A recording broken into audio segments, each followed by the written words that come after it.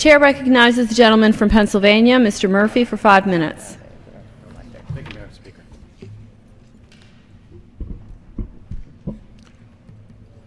A few months ago, the Prime Minister of Israel, Benjamin Netanyahu, addressed a joint session of Congress in this very chamber. He was welcomed by members with a standing ovation. Several times during his speech, Congress responded with applause. When a person in the gallery attempted to disrupt his speech, the entire House stood and applauded to show support for the Prime Minister over the disruption. The Prime Minister noted that people can speak out in a democracy that supports free speech. We all know what happens when citizens challenge their government in Syria, Iran, and Libya, and other repressive countries. The Prime Minister clearly laid out his concerns for the Mideast, support for a two-state solution, and a clear and unequivocal message against Iran's nuclear weapons development. And following his speech, the joint session of Congress gave the Prime Minister a closing standing ovation. Now, recently, New York Times columnist Thomas Friedman commented on Congress's response to the Prime Minister.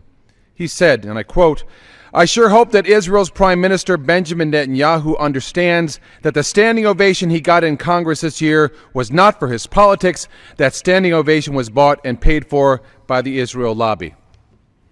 Now, Madam Speaker, I don't know if Mr. Friedman was in the chamber at the time, and I do not know if he interviewed members of Congress following the Prime Minister's speech. I certainly know he did not speak with me, nor many of my colleagues, before he came to this wrong conclusion. So for the record, I wanted to make it clear why I and others stood when the Prime Minister of Israel addressed the joint session of Congress. I rose for the Prime Minister because he is the leader of a state. We always show respect for such leaders. But in this case, there were greater reasons for our action. I also rose because Prime Minister Netanyahu is the leader of a nation I respect, of a people I admire, and of a culture that I cherish. I stood up in support of a nation that protects religious freedom for all religions, even when they are surrounded by other nations that will not permit Christian churches nor synagogues to be built and are surrounded by those whose people burn down Coptic Christian churches.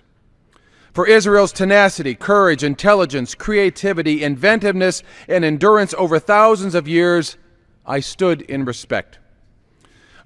When Iranian leader Mahmoud Ahmadinejad said Israel must be, quote, wiped off the map, and, quote, the uniform shout of the Iranian nation is forever death to Israel, and, quote, when he said that the Western powers, quote, launched the myth of the Holocaust, they lied, they put on a show, and then they support the Jews, unquote, I stood up in support of Israel and stood against those hostile and hateful and false comments.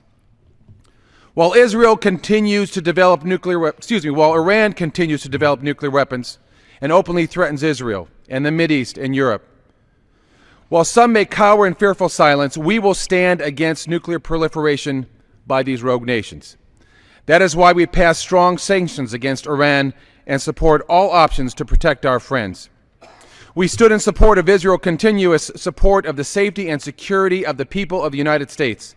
When we were attacked by terrorists, Israel stood by us and continues to stand by us, and they take personal risks in doing so. We stood to show our gratitude to the people of Israel. Now, like any relationship, ours is not perfect, nor without differing thoughts and opinions.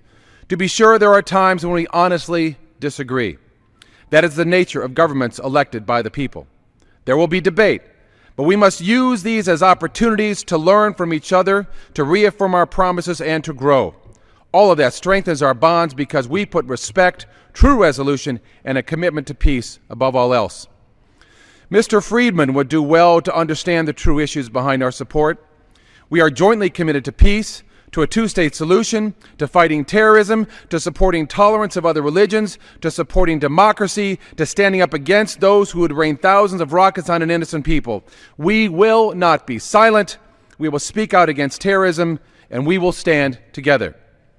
So, for all of these things, I and others stood in respect, in support, and in an open show of our joint commitment to peace and stability. And together, we will stand again. I yield back.